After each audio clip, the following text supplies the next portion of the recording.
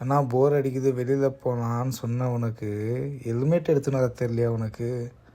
ஏன்னா காசு நிறைய இருக்காடா போலீஸ்காரனை கொடுக்கறதுக்கு. ஃபஸ்ட்டு வீட்டுக்கு போடா, ஹெல்மெட் எடுத்துன்னு போகலாம்.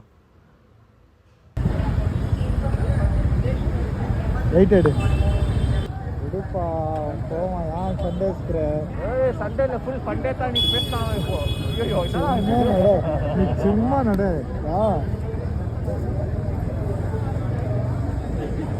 இந்த வாட்டி நியூ இயர்க்கு என்ன ஆக்காமவ வந்து நிற்பா முன்னாடி. எப்பவுமே கண்ணா இவன் காருக்காரன் வந்து ரொம்ப வெயிட் பண்ணுறான்.